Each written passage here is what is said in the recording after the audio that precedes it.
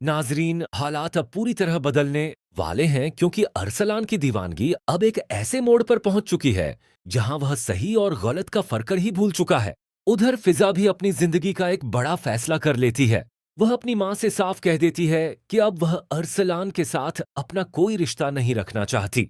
अगर उसे नई जिंदगी शुरू करनी है तो वह आमिर के साथ करेगी। उसके मुताबिक आमिर उसे वह इज्जत, सुकून और खुशियां दे सकता है जिनकी उसे हमेशा तलाश रही। फिजा को यह भी लगता है कि जब अरसलान को उसके इस फैसले का पता चलेगा तो उसे अपनी हर गलती का एहसास होगा और वह समझ जाएगा कि उसने किसे खो दिया है। लेकिन फिजा इस बात से बिल्कुल अनजान होती है कि आमिर के इरादे उतने साफ नहीं हैं जितने वह समझ रही है। आमिर का परिवार इस रिश्ते को सिर्फ मोहब्बत की नजर से नहीं देख रहा, बल्कि उनकी नजर उस घर और जायदाद पर भी है जहां फिजा अपने परिवार के साथ रहती है। आमिर के वालिद चाहते हैं कि किसी तरह यह रिश्ता हो जाए ताकि आगे चलकर वह उस मकान पर अपना हक जमा सकें। यानी जिस रिश्ते को फिजा अपनी नई शुरुआत समझ रही होती है, वही रिश्ता उसके लिए एक नए इम्तिहान की बुनियाद बन चुका होता है। दूसरी तरफ अरसलान गुस्से और जुनून में पूरी तरह अंधा हो चुका होता है। वह अपने कमरे में बैठकर बार बार यही सोचता है कि अगर फिजा उसकी नहीं हो सकती तो किसी और की भी नहीं होगी।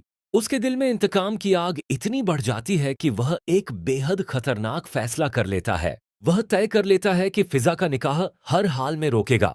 अगर वह अपनी मर्जी से उसके साथ नहीं आएगी तो वह उसे अगवा करके जबरदस्ती अपने साथ ले जाएगा और उससे निकाह कर लेगा। उसे अब किसी की इज्जत, कानून या अंजाम की कोई परवाह नहीं रहती। उसके दिमाग पर सिर्फ एक ही बात सवार होती है कि हर कीमत पर फिजा को हासिल करना है। इसी बीच अरसलान एक और चाल की तैयारी भी शुरू कर देता है। वह समझ चुका होता है कि जब तक जायशा उसकी जिंदगी में मौजूद रहेगी, उसके लिए अपने मंसूबे पूरे करना आसान नहीं होगा।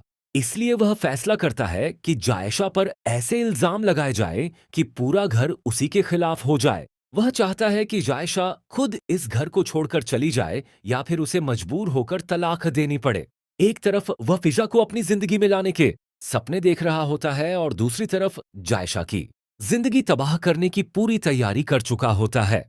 इसके बाद वह अपनी मां शरी के पास जाता है और बड़ी चालाकी से उसके दिल में शक पैदा करना शुरू कर देता है।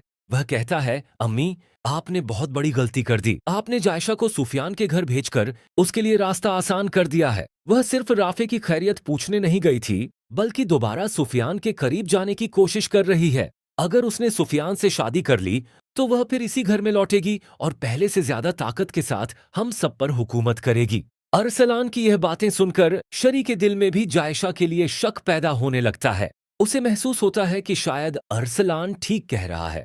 यही तो अरसलान चाहता था। वह अपनी मां के जहन में झर भरने में कामयाब हो जाता है।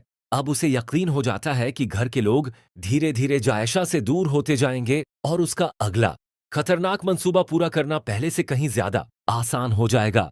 वहीं दूसरी तरफ उसे इस बात की भी जल्दी होती है कि फिजा का निकाह होने से पहले ही वह अपना अगला कदम